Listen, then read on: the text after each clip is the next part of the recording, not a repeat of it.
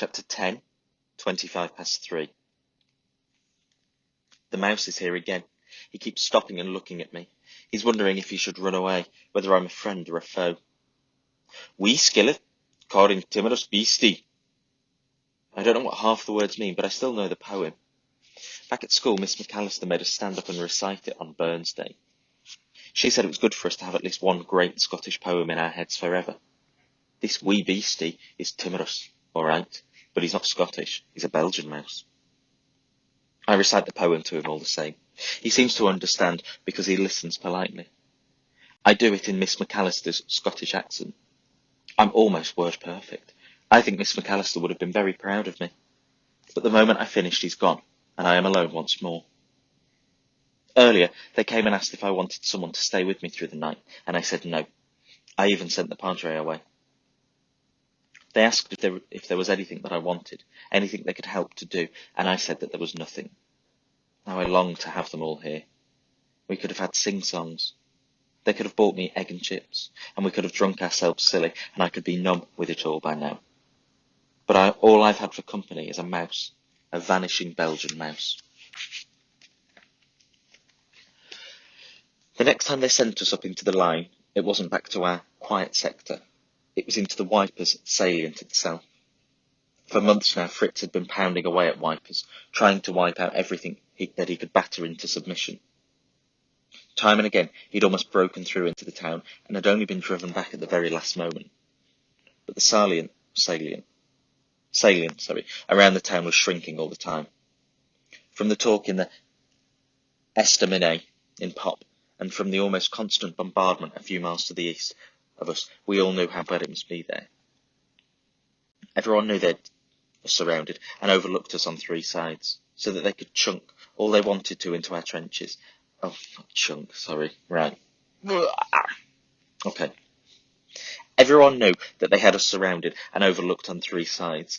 This meant they could chuck all they wanted into our trenches, and there was nothing more that we could do about it, except grin and bear it. Our new company commander, Lieutenant Buckland, told us how things were, how if we gave way, then Wipers would be lost. Wipers, and that Wipers must not be lost. He didn't say why it mustn't be lost, but then he wasn't Wilkie. We all felt the loss of Wilkie very keenly. Without him, we were like sheep without a shepherd. Lieutenant Buckland was doing his best, but he was straight out from England. He might have been very properly spoken, but he knew even less about fighting this war than we did. Nippy said that he was just a young pipsqueak, and that he belonged back at school. And it was true. He seemed younger than any of us, even me. As we marched through Wipers that evening, I wondered why it was worth fighting for at all. So far as I could see, there was no town left. Nothing you could call a town, anyway. Rubble and ruin, that's all the place was. More dogs and cats than townspeople. We saw 2 horses lying dead and mangled in the street as we passed by what was left of the town hall, and everywhere there were soldiers and guns and ambulances on the move and hurrying. They were not shelling the town as we came through, but I was as terrified then as I had ever been. I could not get those horses and their terrible wounds out of my head. The sight of them had haunted me. Haunted all of us, I think. None of us sang. None of us talked. I longed only to reach the sanctuary of our new trenches, to crawl into the deepest dugout I could find and hide away. But when we got there, the trenches were a bitter disappointment to us. Wilkie would have been appalled at the state of them. In places they were little more than shallow, dilapidated ditches, affording us precious little protection, and the mud here was even deeper than it had been before. There was a sickly sweet stench about the place that had to be more than There was a sickly sweet stench about the place that had to be more than just stagnant mud and water. I knew well enough what it was, and we all did, but no one dared speak of it. Word came back that from now on we should keep our heads down, because here was when we would most likely be easily spotted by their snipers. What's a swiper? Snipers. But there was at least some consolation when we reached the dugout. It was the best we'd ever had, deep and warm and dry. I could not sleep, though. I lay there that night, knowing how a hunted fox must feel. It's going well today. how a hunted fox must feel, lying low in his lair with the hounds waiting for him outside. I am on stand to the next morning, locked inside my gas mask in a world of my own, listening to myself breathing. The mist rises over no man's land, and I see in front of me a blasted wasteland. No vestige of fields or trees here, not a blade of grass, simply a land of mud and craters. I see unnatural humps scattered over there beyond our wire. They are in the unburied, some in field grey uniforms and some in khaki. There is one lying in the wire with his arms stretched heavenwards, his hand pointing. He is one of ours, or he was. I look up to where he is pointing, and there are birds up there, and they are singing. I see a beady-eyed blackbird singing to the world from his barbed wire perch. He has no tree to sing from any more. The pipsqueak of a lieutenant says, "Keep your eyes peeled, lads. Keep your wits about you." He's always doing that. Always telling us to do things that we're already doing. But nothing moves out there in no man's land but the crows. It is a dead man's land. We're back in the dugout after stand 2, brewing up when the bombardment starts. It doesn't stop for 2 whole days. They are the longest 2 days of my life. I cower there. We all do, each of us alone in our own private misery. We cannot talk for the sheer din. There can be little sleep, but when I do sleep, I see the hand pointing skyward, and it is father's hand, and I wake shaking. Nipper Martin has got the shakes too, and Pete tries to calm him down, but he can't. I cry like a baby sometimes, and not even Charlie can comfort me. We want nothing more than for it to stop, for the earth to be still again, and for there to be quiet. I know that when it's over, they'll be coming for us, that I'll have to be ready for them, for the gas maybe, or for the flamethrower, or for the grenades, or the bayonets. But I don't mind how they come. Let them come. I just want this all to stop, and I just want it to be over. When at last it does, we are ordered out onto the fire step, gas masks on, bayonets fixed, eyes straining through the smoke that drifts across in front of us, and then out of the smoke we see them coming, their bayonets glinting, 1 or 2 at first, but then hundreds, thousands. Charlie's there beside me. "You'll be all right, Tomo," he says. "You'll be fine." He knows my thoughts, he sees my terror, and he knows that I just want to run. "You just do what I do, all right, and stay by me." I stay, and I do not run, only because of Charlie. The firing starts all along the line, machine guns and rifle fire, shelling, and I'm firing too. I'm not aiming, I'm just firing, loading, and firing again, and still they do not stop. For a few moments it seems as if bullets do not touch them. They come on towards us completely unscathed, an army of invincible grey ghosts. Only when they begin to crumple and cry out and fall do I believe that they are in fact mortal. They are brave too, they do not falter. No matter how many are cut down, those that are left keep coming. I can see their wild eyes as they reach our wire. It is the wire that stops them. Somehow, enough of it has survived the bombardment. Only a few of them manage to find gaps, and they are shot down before they ever reach our trenches. Those that are left, and there are not many now, have turned and are stumbling back, some throwing away their rifles. I feel a surge of triumph welling inside me, not because we have won, but because I have stood with the others, and I have not run. "You ain't a coward, are you?" "No, old woman, I am not. I am not." Then the whistle goes, and I am up with the others, and I am after them. We pour through the gap in the wire. They lie here so thick on the ground that it is hard not to step on them. I have no pity for them, but I have no hatred for them either. They came to kill us, and we killed them. I look up. They are running from us as we go forwards. We fire at will now, picking them off one by one. We are across no man's land before we know it, and we find a way through their wire, and we leap down into their front-line trenches. I am a hunter now, seeking out my quarry. A quarry I will kill, but my quarry has gone, and the trench is deserted.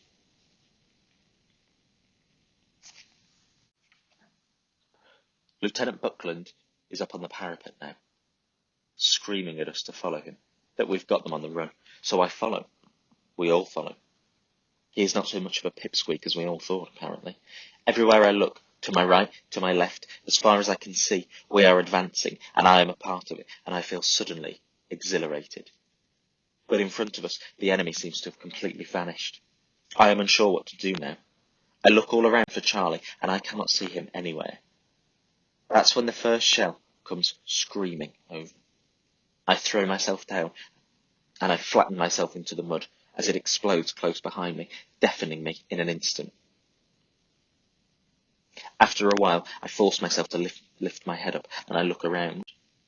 Ahead of me, I see us advancing still, and everywhere in front of us, the flash of rifle fire and the spitting flame of machine guns. For a moment, I think that I am already dead.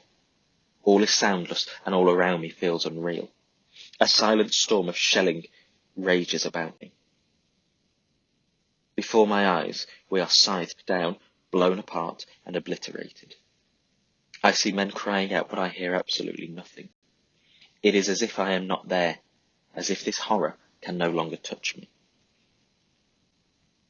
They are stumbling back towards me now, but I can't see Charlie among them. The lieutenant grabs me and he hauls me to my feet. He's shouting at me, then turning me and pushing me back towards our own trenches. I am trying to run with the others, trying to keep up with them, but my legs are leaden and they will not let me run. The lieutenant stays with me, urging me on, urging us all on. He is a good man. He's right there alongside me when he's hit. He drops to his knees and he dies looking up at me. I see the light fade in his eyes, and I watch him fall forward onto his face. I do not know how I managed to get back after that, but I do. I find myself curled up in the dugout, and the dugout is half empty. Charlie is not there, and he has not come back. At least I can hear again now, even if it is mostly the ringing in my own head. Pete has news of Charlie. He says he's sure that he saw him on the way back from the German trenches, hobbling, using his rifle as a stick, but all right. That gives me some fragile hope, but it is hope that ebbs away as every hour passes. As I lie there, I relive each and every horror that I saw. I see the puzzled look on the lieutenant's face as he kneels there trying to speak to me. I see 1,000 silent screams. To drive these visions away, I tell myself in all manner of reassuring tales all about Charlie. How Charlie must be out there somewhere in some crater, only waiting for the clouds to cover the moon before he crawls back. How maybe he's got himself lost and has landed up somewhere down... Charlie must be out there in some crater, only waiting for the clouds to cover the moon before he crawls back to us. How he's got himself lost and has landed up somewhere down the line with another regiment, and that he will find his way back to us in the morning. It happens all the time. My mind races, and it will not let me rest. There is no shelling to interrupt my thoughts anymore. Outside, the world has fallen completely silent. Both armies lie exhausted in their trenches and slowly bleeding to death. If I stand to the next morning, I know for sure that Charlie would not be coming. I knew for sure that Charlie would not be coming back. That all my stories had been just that. Stories. Pete and Nipper and the others had tried to convince me that he might still be alive, but I knew that he was not. I was not grieving. I was numb inside, as void of all feeling as the hands that clutched my rifle. I looked out over no man's land where Charlie had died.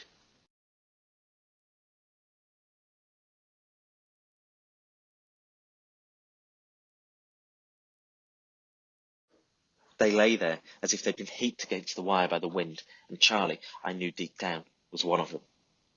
I wondered what I would write to Molly and to Mother. I could hear Mother's voice in my head, hear her telling Big Joe how Charlie would not be coming back, how he had gone to heaven to be with Father and Bertha. Big Joe would be sad, he would rock, he would hum his song mournfully up his tree. But after a few days his faith would comfort him. He would believe absolutely that Charlie was up there in the blue of heaven, high above the church tower somewhere. I envied him of that. I could no longer even pretend to myself that I believed in a merciful God, nor in heaven. Not any more. Not after I had seen what men could do to one another. I could believe only in the hell I was living in, a hell on earth, and it was man-made. That night, like a man sleepwalking, I got up to take my turn on sentry duty. The sky was filled with stars. Molly knew the stars well. The Plough, the Milky Way, the Pole Star. She'd often tried to teach me them when we were all out poaching. I tried to remember, and I tried to identify them in amongst the millions, but I failed. As I was looking up in wonder at the immensity and the beauty of it all, I found myself almost believing in heaven again. I picked one bright star in the west to be Charlie, and I picked another next to him, which was Father. They were together looking down on me. I wished then that I had told Charlie how Father had really died, for there would be no secrets between us now. I shouldn't have kept it from him. So, unspeaking, I told him then, and I saw him glisten in the sky and wink at me. And I knew he had understood, and he did not blame me. Then I heard Charlie's voice in my head. "Don't go all dreamy on lookout, Tomo," he was saying. "You'll fall asleep.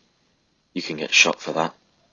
I widened my eyes, blinked them hard, and I took a deep gulp of cold air to wake me up. Only moments later, I saw something move out beyond the wire. I listened.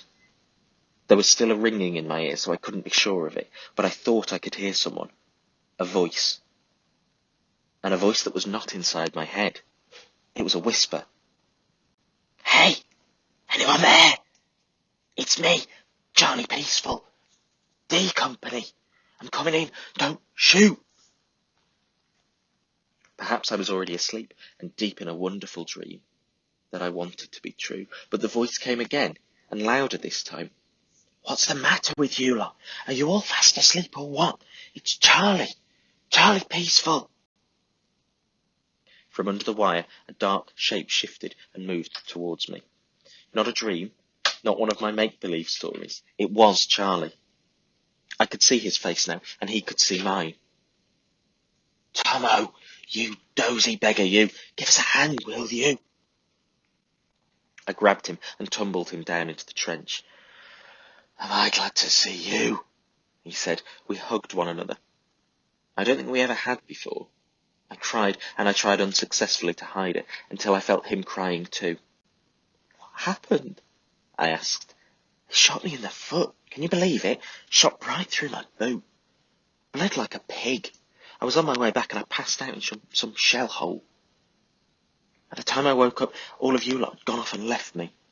I had to stay put till nightfall. Seems like I've been crawling all night." "Does it hurt?" "Can't feel a thing," said Charlie. "But then I can't feel the other foot either. I'm frozen stiff. Don't you worry though, Tomo. I'll be right as rain." They stretchered him to the hospital that night, and I did not see him again until they pulled us out of the line a few days later. Pete and I went to see him as soon as we could. He was sitting up in his bed and he was grinning all over his face. "It's good in here," he says. "You want to try it sometime.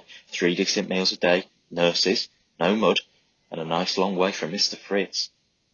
"How's the foot?" I asked him. "Foot? What foot?" He patted his leg. "That's not a foot, Tomo. That's my ticket home. Some nice, kind Mr. Fritz gave me the best present that he could, a ticket home to Blighty. They're sending me to a hospital back home. It's a bit infected, lots of bones broken, they said. It'll mend, but it'll take an operation. And then I've got to rest it up, so they're packing me off tomorrow." I knew I should be pleased for him, and I wanted to be, but I just could not bring myself to think that way. All I could think was that we'd come to this war together. We'd stuck together through thick and thin, and now he was breaking the bond between us, and he was deserting me. Worst of all, he was going home without me, and he was so unashamedly happy about it. "I'll give them your best, Tomo," he said. "Pete will keep an eye on you for me. You'll look after him, won't you, Pete?" "I don't need looking after," he snapped. But Charlie either hadn't heard me, or he had chosen to ignore it. "And you make sure he behaves, Pete. That girl in Pop, she's got her eye on him. She'll eat him alive." They laughed at my embarrassment, and I could not disguise my hurt and my discomfort. "Hey, Tomo," Charlie puts his hand on my arm. "I'll be back before you know it." And he was serious now, for the first time. "Promise," he said. "You'll be seeing Molly then, and Mother?" I asked. "Just let them try and stop me," he said. "I'll wangle a bit of leave. Or maybe they'll come and see me in hospital. With a bit of luck, I could get to see the baby. Less than a month to go now, Tomo, and I'll be a father. You'll be an uncle too, think of that." But the evening after Charlie had left for Blighty, I wasn't thinking of that at all.